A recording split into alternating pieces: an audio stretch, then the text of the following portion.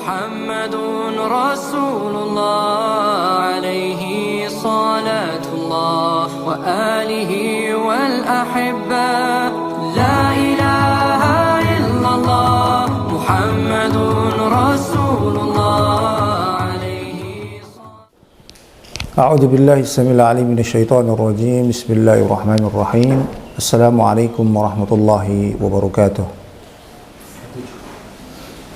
Alhamdulillah Rabbil Alamin, nahmaduhu ta'ala wa nasta'inuhu wa nastaghfiruh wa na'udhu billahi min syururi anfusina wa min sayyiati a'malina may yahdihillahu fala mudilla lahu wa may yudlil fala hadiya lahu asyhadu an la ilaha illallah wahdahu la syarika lahu wa asyhadu anna Muhammadan 'abduhu wa rasuluh. Allahumma shalli ala nabiyyina wa habibina Muhammad sallallahu alaihi wa alihi wa sallam tasliman katsira.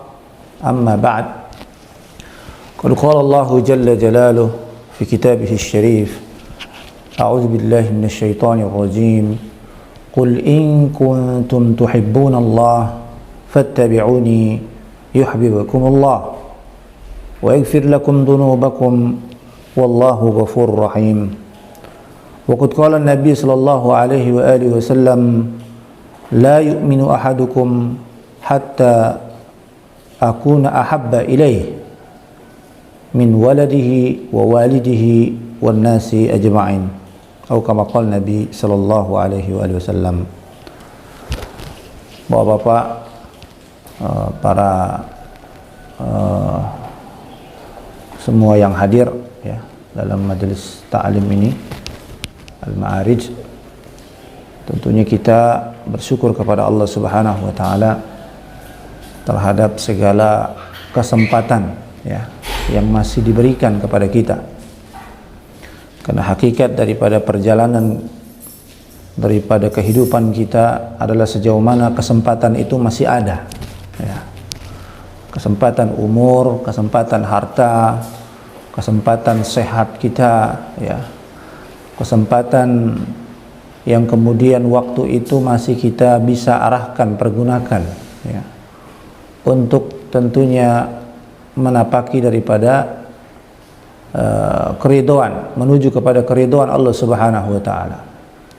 Wabtaghi fima ataqallahu ad-daral akhirah wa la tansa nasibaka minad dunya. Itulah yang menjadi perintahnya ya. Jadi hendaknya kita semua memang selalu memikirkan bagaimana semua anugerah karunia yang diberikan oleh Allah Subhanahu wa taala muaranya adalah kepada urusan akhirat kita. Ya, kepada keridhaan Allah Subhanahu wa taala. Wa ma khalaqtul jinna wal insa illa liya'budun. Dan tidaklah aku ciptakan jin dan manusia, kata Allah Subhanahu wa taala, kecuali untuk beribadah.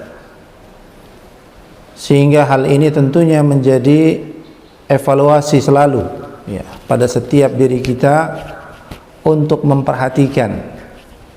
Jangan sampai kesempatannya masih ada atau bahkan kesempatannya banyak daripada anugerah, daripada nikmat-nikmat itu, tetapi kita menjadi orang-orang yang tidak sadar atau tidak mau menyadarkan diri kita ya, tidak menjadi ahlul yaqzah, kata para ulama. Apatah lagi kemudian wabah yang cukup panjang ini, kata Al-Imam Ibnu Hajar Al-Asqalani, beliau menegaskan dalam kitabnya Badrul Ma'un fi Fadli Ta'un, yakni tentang bagaimana mensikapi wabah. Karena wabah ini bukan hanya terjadi pada era kita saja, tapi terdahulu pun sudah banyak terjadi daripada penyakit-penyakit virus-virus ini.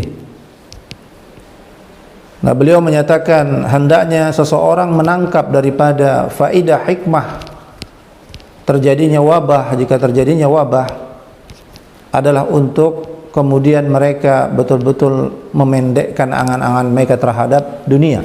Itu diantaranya taksirul amal ya.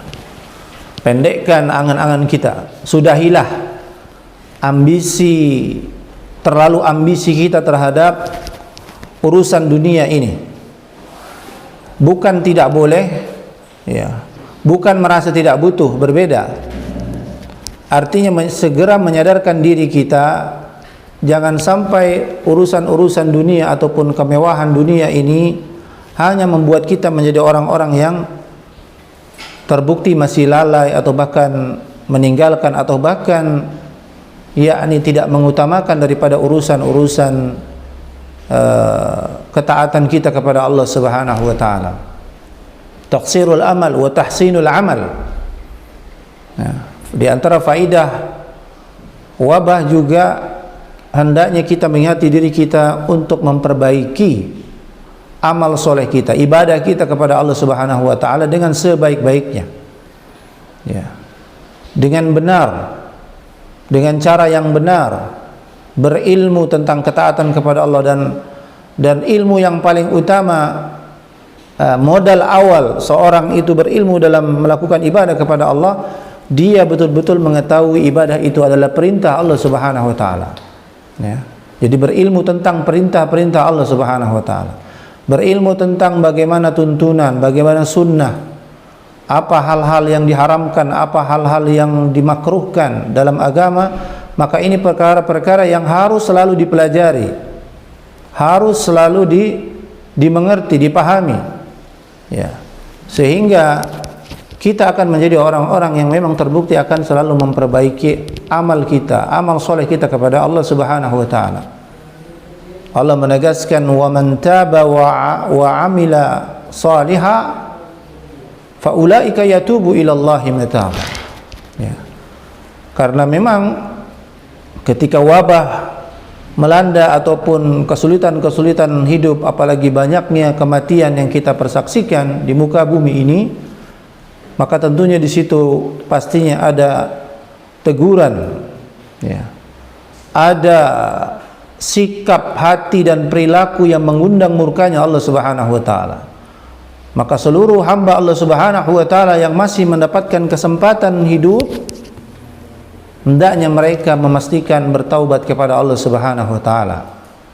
Memang boleh jadi kemudian pada perilaku mereka bukan menjadi orang-orang yang termasuk melakukan kesalahan ataupun kemaksiatan, hal-hal yang mendatangkan murkanya Allah, tapi siapa tahu ada sikap hati kita yang kemudian kita merasa itu tidak akan menjadi menjadi hisab, ya, di hadapan Allah Subhanahu wa taala, atau kita merasa ini sesuatu yang biasa-biasa saja, padahal sikap hati itu pun menjadi sesuatu yang juga akan mendatangkan murka Allah Subhanahu wa taala, akan mendatangkan hukuman daripada Allah Subhanahu wa taala. Maka setiap kita di masa-masa banyaknya huru-hara wabah, kematian, maka semua hendaknya memuarakan diri, memulai dengan bertaubat kepada Allah Subhanahu wa taala dari segala khilaf dan kesalahan sikap hati dan perilaku, baik yang sadar maupun yang tidak kita sadari. Dan taubat kepada Allah Subhanahu wa taala dibuktikan dengan beramal soleh, memperbaiki amal.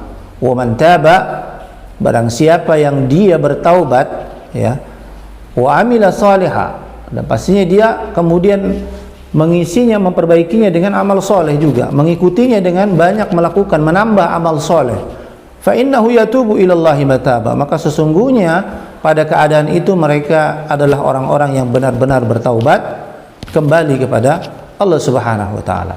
Taksirul amal wa tahsinul amal wa al-yaqdha minal ghaflah. Nah, ini juga termasuk menyadar-nyadarkan diri kita terhadap kelalaian kita selama ini.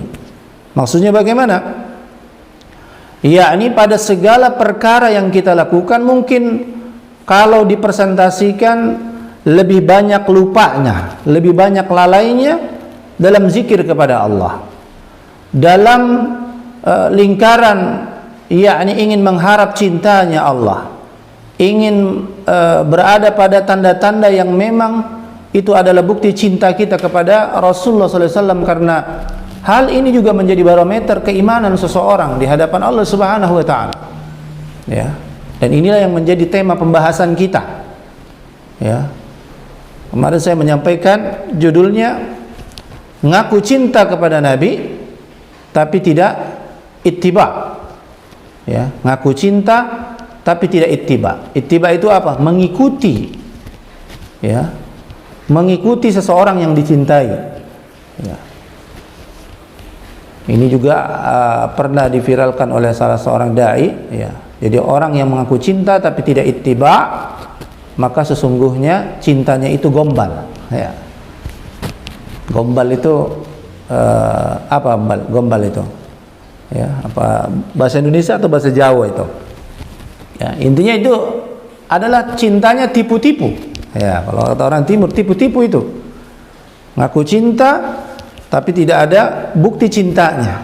Nah, bukti cinta ya kepada Nabi sallallahu alaihi wasallam bahkan itu juga menjadi bukti kita akan mendapatkan kelayakan cintanya Allah Subhanahu wa taala.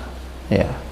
Allah Subhanahu wa taala berfirman, A'udzu billahi minasyaitonir rajim, "Qul in kuntum tuhibbunallah fattabi'uni yuhibbukumullah wa yaghfir lakum dhunubakum wallahu ghafurur rahim."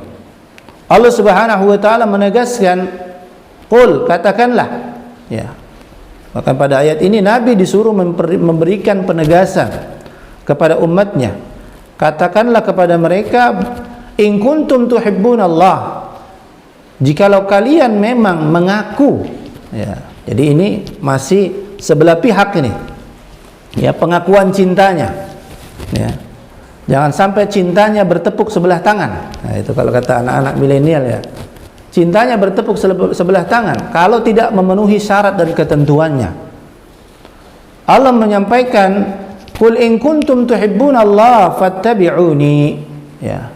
Jikalau kalian memang benar-benar mencintai Allah Subhanahu wa taala, mengaku cinta kepada Allah Subhanahu wa taala, maka bukti cinta itu standarisasinya adalah mengikuti Nabi sallallahu alaihi wasallam.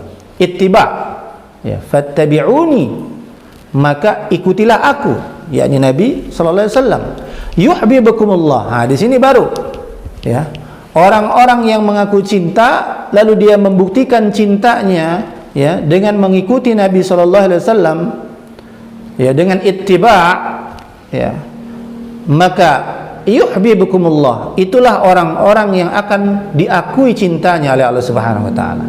Ya. Yuhbib, ya, yuhbib itu Allah mencintai kalian, ya. Yuhibbukumullah, maka kalian dicintai oleh Allah Subhanahu wa taala. Karena permasalahan cinta ini, ya, di antara para ulama memberikan penegasan, ya. Sesungguhnya hal yang paling penting daripada pernyataan cinta adalah bukan pernyataannya, ya, bukan pengakuannya, tetapi adalah pembuktian cintanya sehingga dia betul-betul dicintai daripada sesuatu yang dia cintai. Nah, jadi yang paling penting adalah pengakuan cinta dari orang yang dicintai, dari sesuatu yang dicintai, ya.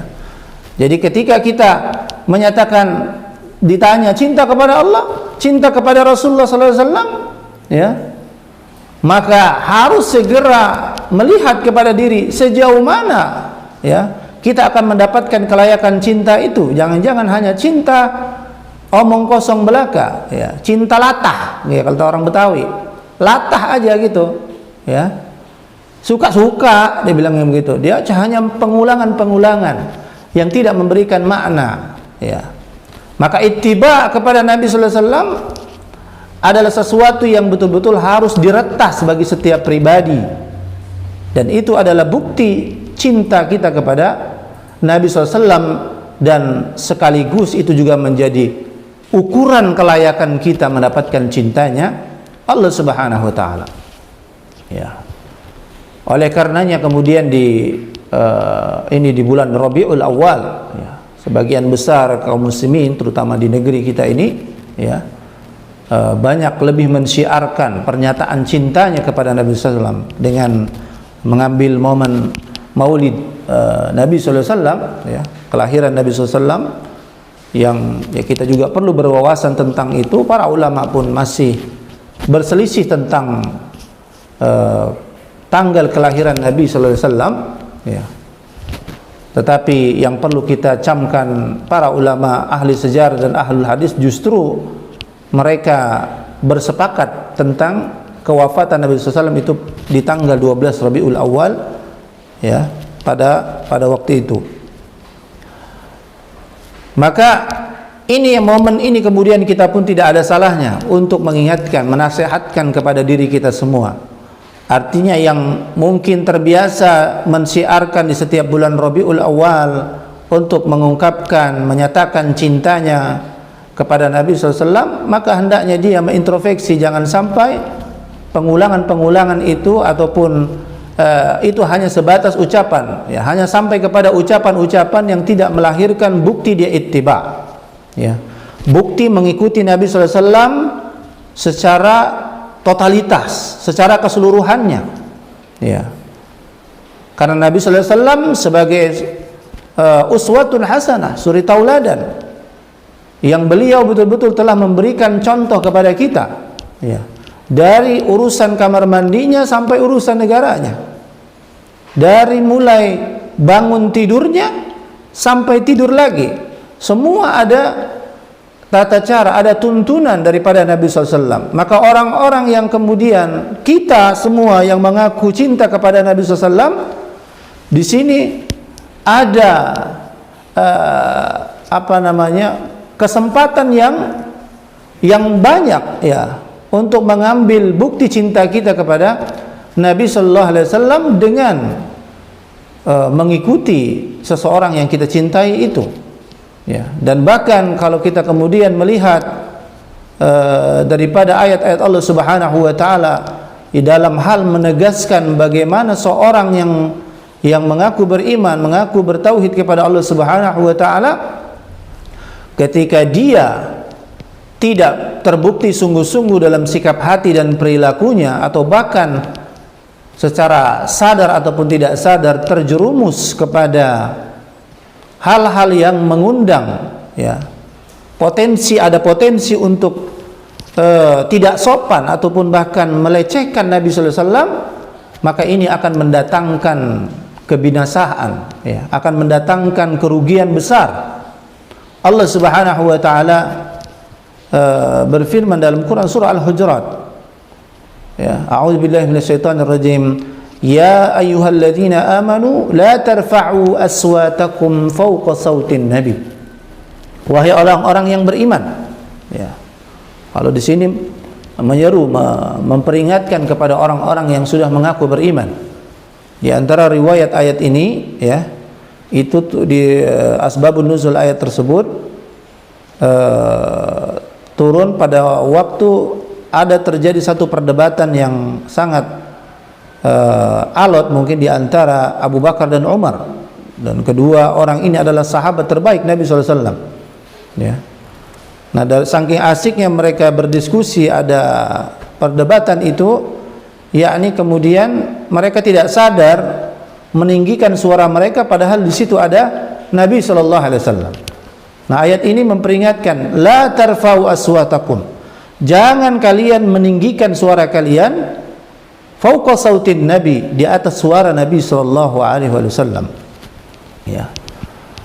Dan di akhir ayat itu dibilang antahbatu a'malukum wa antum la tash'urun, karena ini akan berpotensi meruntuhkan amal kalian, ya, meruntuhkan amal kalian dan kalian tidak menyadarinya. Jadi ketidaksopanan kepada Nabi SAW itu berpotensi, ya, ketika kita kurang beradab kepada Nabi SAW, itu sangat berpotensi untuk meruntuhkan, ya, pengakuan sertifikasi amal-amal kita di hadapan Allah Subhanahu wa taala. Wa antum la tash'urun, dan kalian tidak menyadarinya hal itu, ya.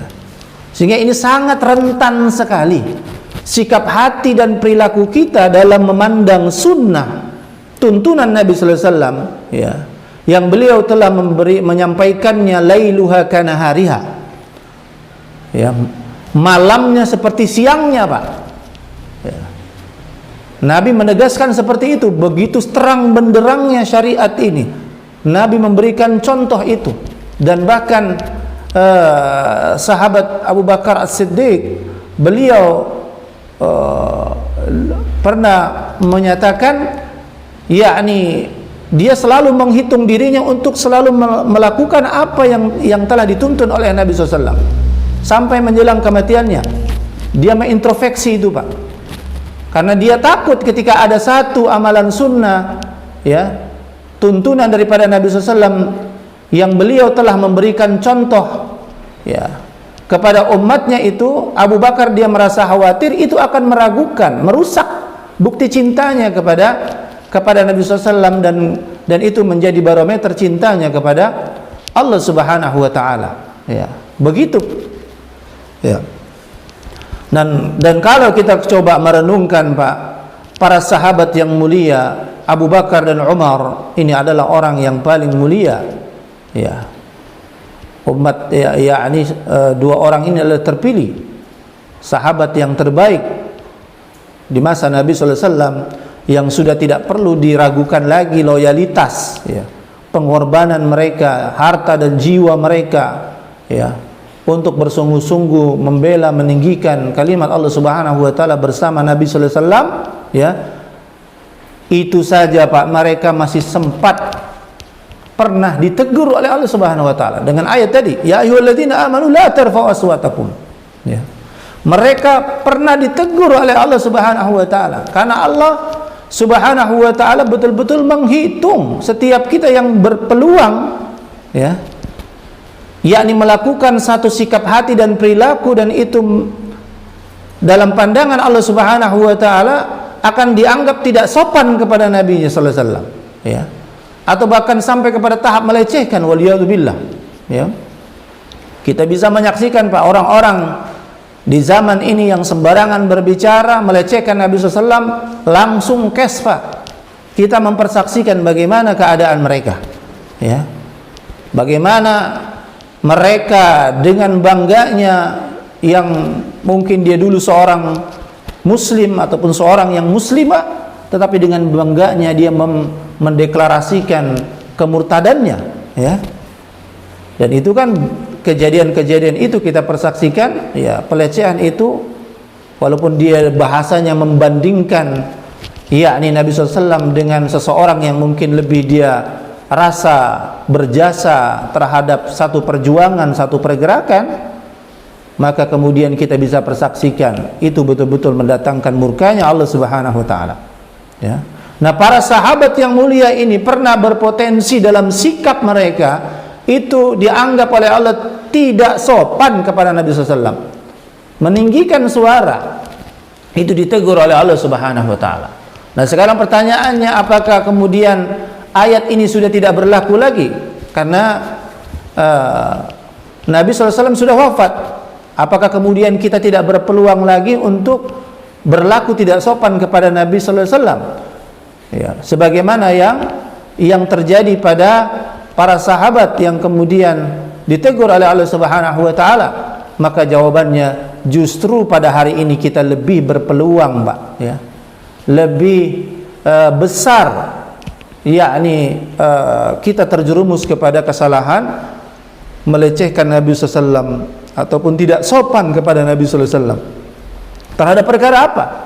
Terhadap perkara ajarannya, terhadap risalahnya, terhadap tuntunannya, ya.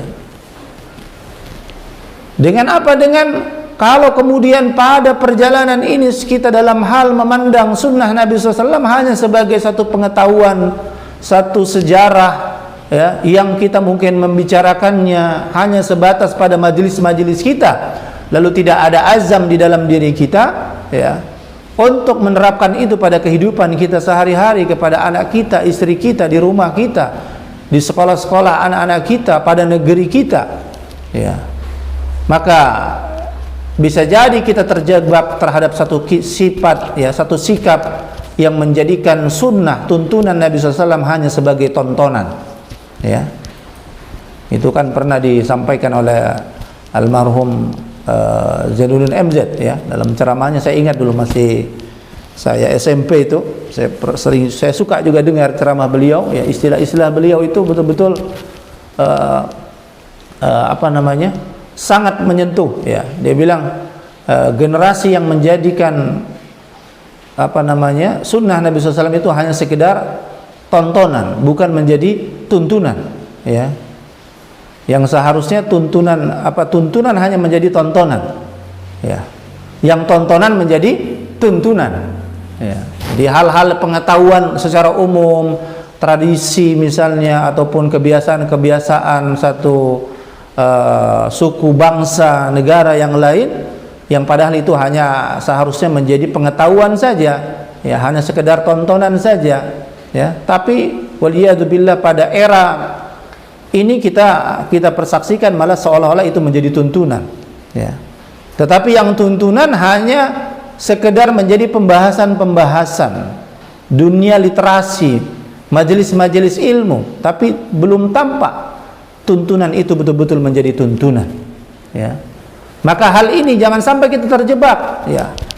Bahkan di sini lebih berpotensi lebih tidak beradab kepada Nabi sallallahu alaihi wasallam. Ya. Karena kenapa saya tegaskan lebih berpotensi untuk tidak beradab kepada Nabi sallallahu alaihi wasallam, ya.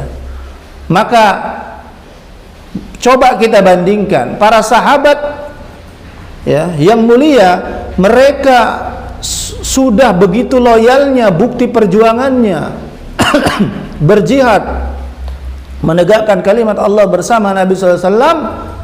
Mereka saja pernah ditegur cuma karena secara tidak sadar meninggikan suara mereka, ya. Kayaknya kelihatan sepele, tidak sadar meninggikan suara, ditegur. Allah langsung yang menegurnya, la tarfa'u aswatakum. Nah lalu bagaimana perbandingannya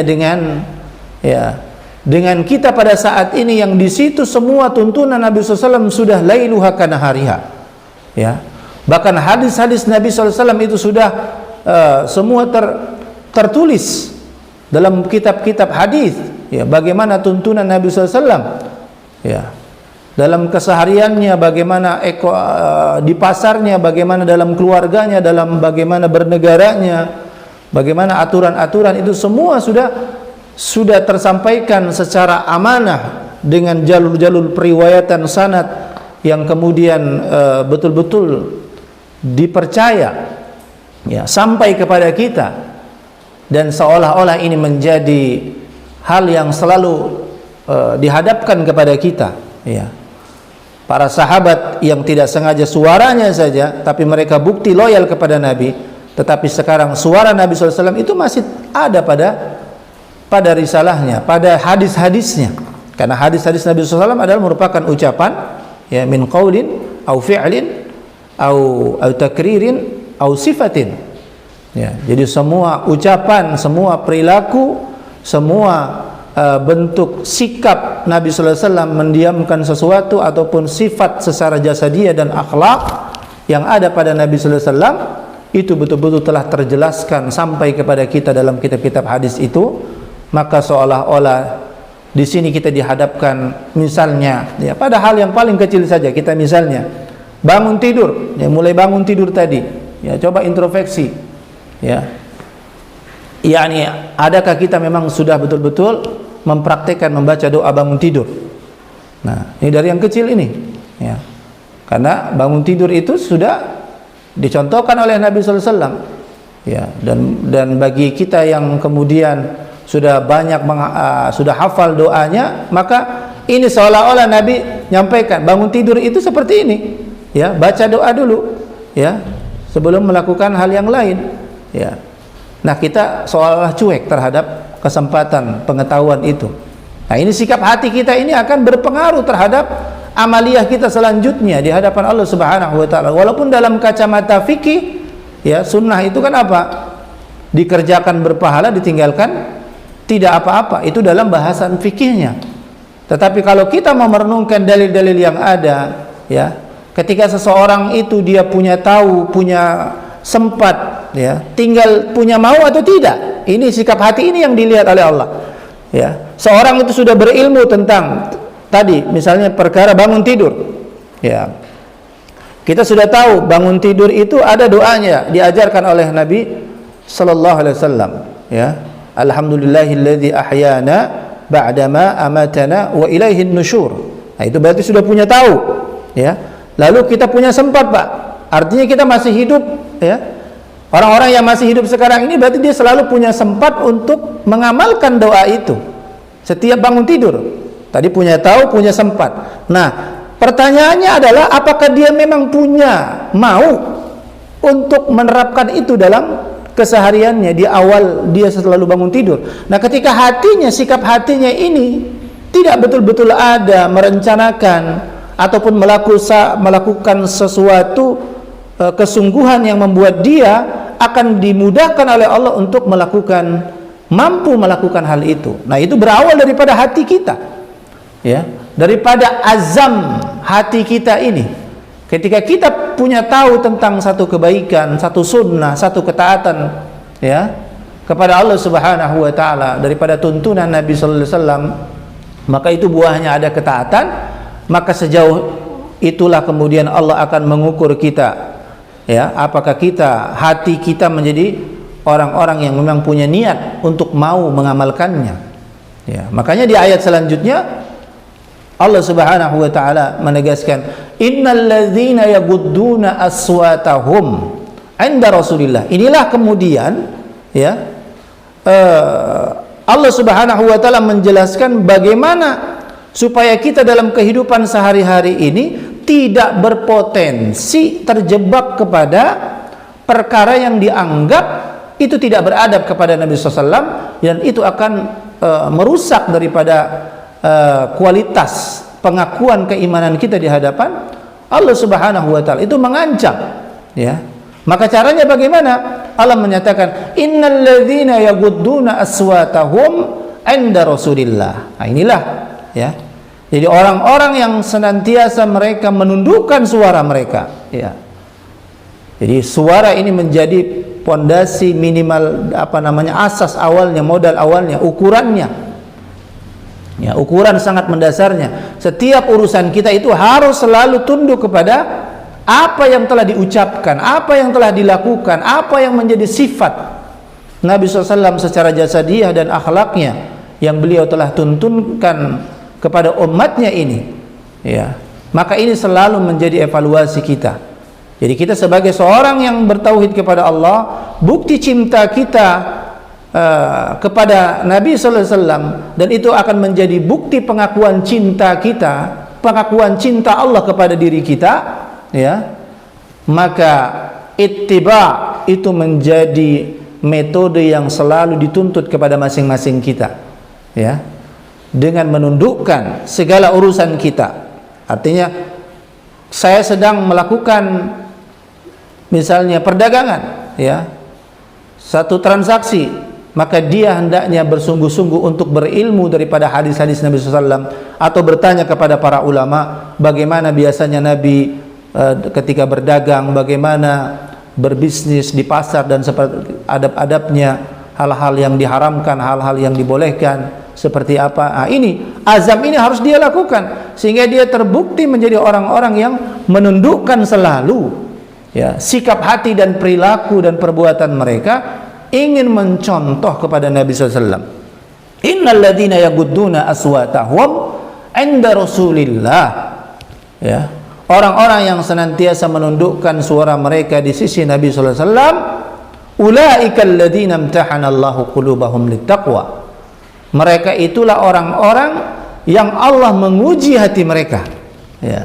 Jadi sesungguhnya setiap kita, nah ini Pak menjadi dalilnya. Jadi ini bukan sesuatu yang menakut-nakuti. Waduh, kalau begitu repot juga, ya. Kalau gitu malaslah kita terlalu banyak tahu tentang sunnah. Nah, ini juga berbahaya juga. Karena yang paling utama adalah kesempatan setiap kita, apalagi di zaman era milenial sekarang ini, Pak, sudah sangat dimudahkan, tidak ada alasan lagi, ya. Kalau tidak bisa hadir dalam majelis ilmu, ya, kita bisa lihat di YouTube sudah banyak rekaman-rekaman para asatidzah yang mu'tabar, yang diakui kapabilitas mereka, loyalitas mereka, ya, perjuangan mereka dalam membela agama Allah. Ini juga diantara dalam hal tips untuk memilih, ya, di zaman era media sosial ini, ya, karena semuanya sekarang itu terviralkan, mau yang soleh mau yang salah, mau ulamanya mau penjahatnya, semua memviralkan kebiasaan-kebiasaan mereka. Nah, kemudahan ini maka ini menutup untuk kemudian kita beralasan sebagaimana alasannya kaum Nabi Nuh. Ya, Nabi Nuh kalau dia menyampaikan dakwah, umatnya itu langsung Pak, ya, menutup telinga mereka. Ya, mereka langsung begitu supaya apa? Supaya mereka tidak mendengar itu sampai kepada perkara-perkara yang hal seperti itu. Ya. Nah, kembali kepada tadi ulaika alladzina imtahanallahu qulubahum littaqwa. Jadi sesungguhnya orang-orang yang dia dihadapkan punya tahu, punya sempat, ya, maka Allah menguji hatinya, punya mau enggak, ya, punya azam yang benar enggak, yang kuat enggak merencanakan untuk mengamalkan daripada ketaatan itu, daripada sunnah itu, ya. Maka kata Allah Subhanahu wa taala, hati-hati kita ini diuji. Ya ayyuhalladzina amanu stajibu lillahi walir rasul idza da'akum lima yuhyikum. Bahkan Allah menegaskan, wahai orang-orang yang beriman, penuhilah panggilan Allah dan Rasulnya, ya, sesungguhnya itulah yang menghidupkan kalian, ya. Ayat ini betul-betul menegaskan kepada kita, orang yang mengaku beriman bertauhid kepada Allah, dia akan mendapatkan pengakuan kehidupan di sisi Allah Subhanahu wa taala. Ya, tentunya di sini adalah konsekuensi pahala dan surganya Allah, ya, kehidupan yang nyaman, yang apa namanya, yang sangat didambakan, kemudahan di surganya Allah Subhanahu wa taala. Inilah menjadi barometer puncaknya, ya. Bukti keriduan seorang hamba adalah endingnya dia nanti masuk surga Allah, bukan ke tempat yang lain, ya.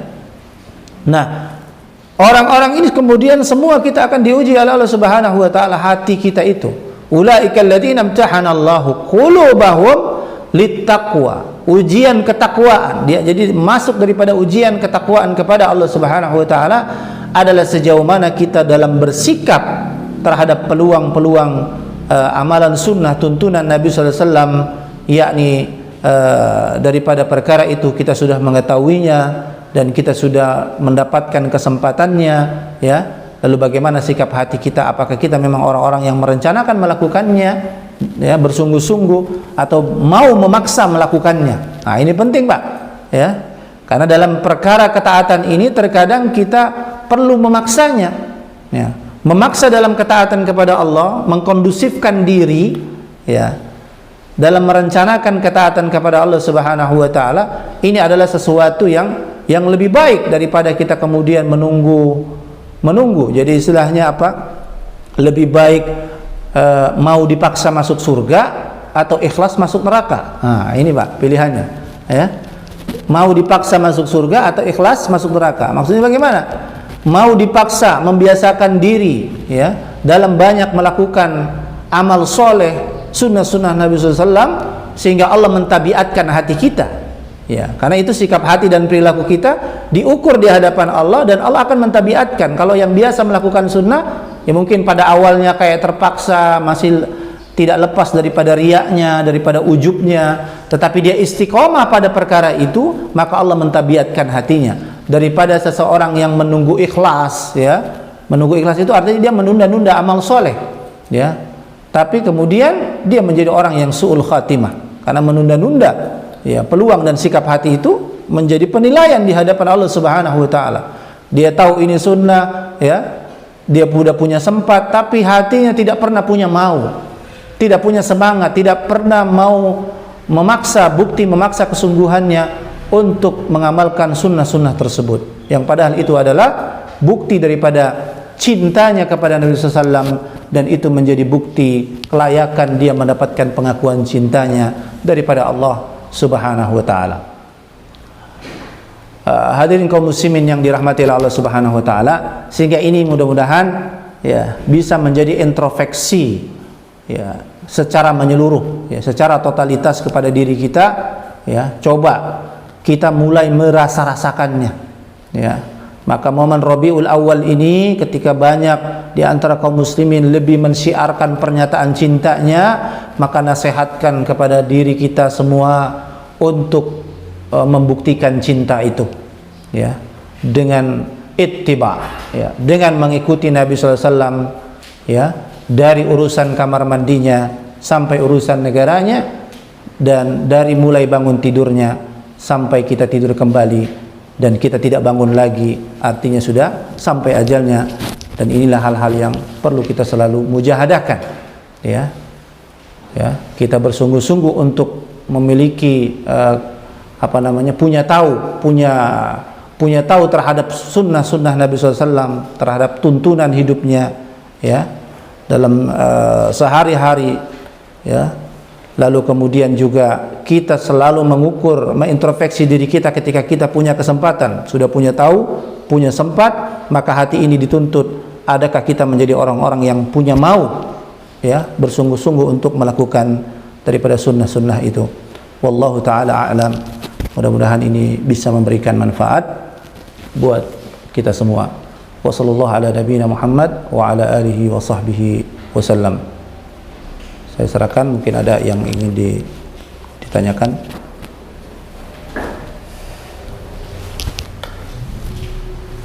Apa ini?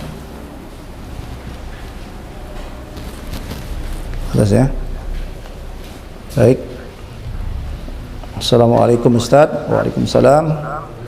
Terkait orang-orang yang melakukan penghinaan kepada Rasulullah SAW yang sengaja dipiralkan di media sosial, apa sebaiknya sikap kita menghadapi hal tersebut? Ya. Nah, ya, ini memang fenomena, ya, kenyataan yang susah untuk kita hindari, ya. Banyaknya kemudahan dalam menyampaikan media di sini, ya. Dan ini adalah fitnah. Fitnah di akhir zaman adalah banyaknya tulisan, statement, status, ideologi-ideologi yang kemudian mau tidak mau itu dengan sangat mudah masuk ke dalam wilayah-wilayah keluarga kita, pendidikan kita, generasi ini, ya. Apalagi sampai kepada hal-hal yang betul-betul secara terang-terangan, ya, menghina daripada syiar-syiar, apalagi kepada Nabi Shallallahu Alaihi Wasallam. Maka sikap kita tentunya di sini juga memang perlu adab dalam bermedia sosial, ya.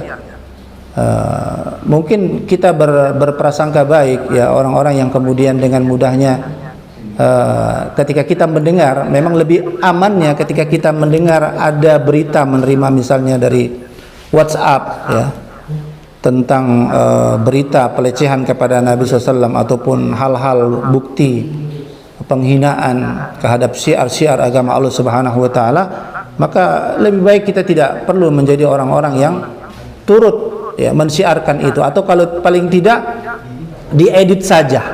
Nah, ini juga solusinya, ya, karena kan ada orang-orang yang terjebak, dia sebenarnya ingin memberitahu ini ada pelecehan terhadap Rasulullah, ya, ada penistaan terhadap agama Allah.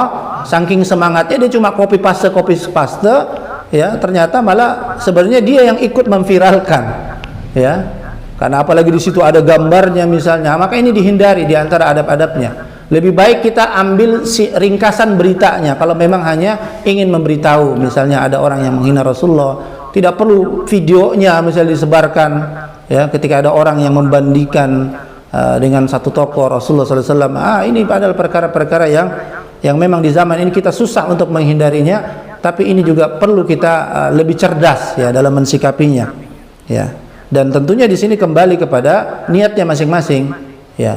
Tetapi akan lebih tidak memberikan kemudaratan yang besar ketika dalam perkara-perkara berita ini kita tidak dengan mudahnya memviralkannya, ya, tanpa memberikan catatan yang jelas, ya, hanya copy paste dan sebagainya.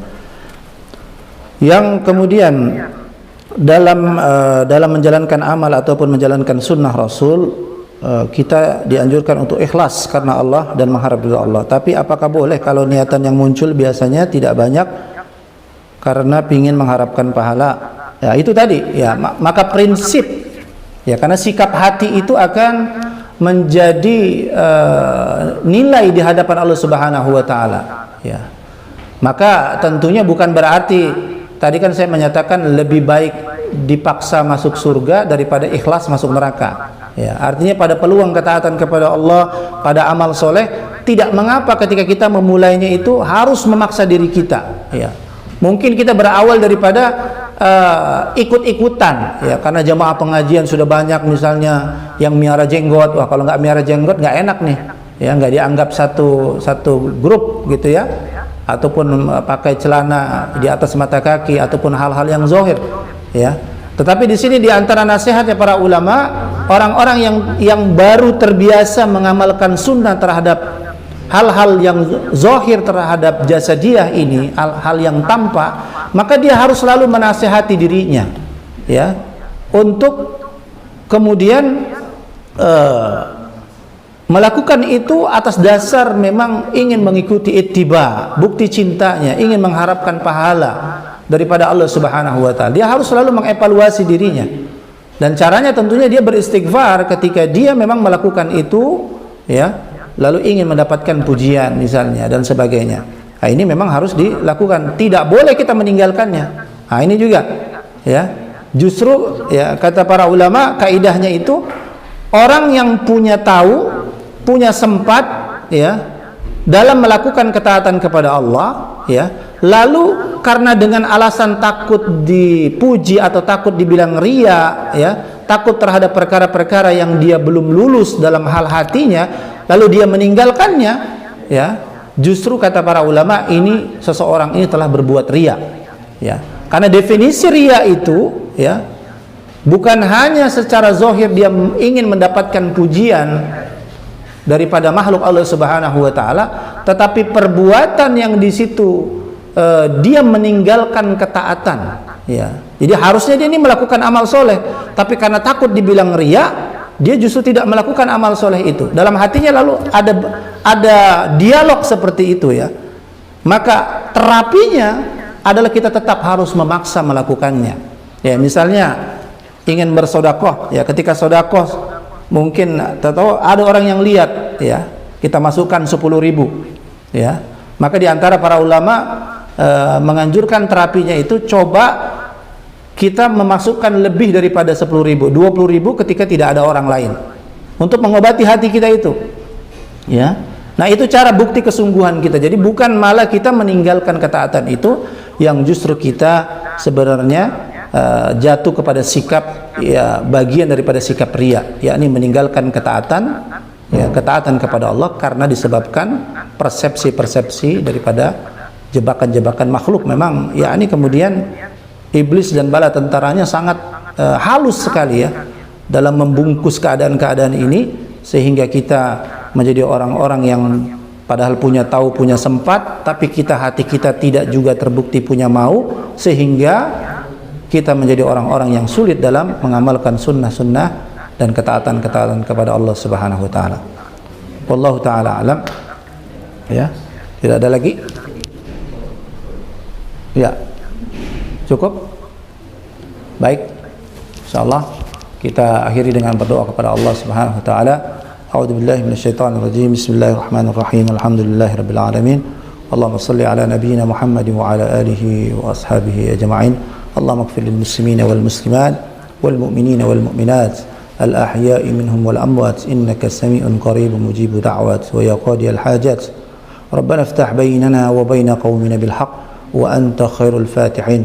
Allahumma inna nas'aluka fi'lal khairat wa tarkal munkarat wa hubbal masakin. وإذا أردت بعبادك فتنة فاقبضنا إليك غير مفتون رب العالمين. اللهم ارفع عنا البلاء والوباء والغلا والفتن ما ظهر منها وما بطن. اللهم إنا نعوذ بك من البرص ونعوذ بك من الجنون ونعوذ بك من الجذام ونعوذ بك من سيء الأسقام. لا إله إلا أنت سبحانك إنا كنا من الظالمين. اللهم إن كان من هذه الأمة على غير الحق ويظن أنه على الحق فردوه إلى الحق ليكون من أهل الحق يا رب العالمين. ربنا آتنا في الدنيا حسنة وفي الآخرة حسنة وقنا عذاب النار. وصلى الله على نبينا محمد وعلى آله وصحبه وسلم. سبحان ربك رب العزة عما يصفون وسلام على المرسلين وآخر دعوانا أن الحمد لله رب العالمين. بالله التوفيق والهداية. ثم السلام عليكم ورحمة الله وبركاته. محمد رسول الله.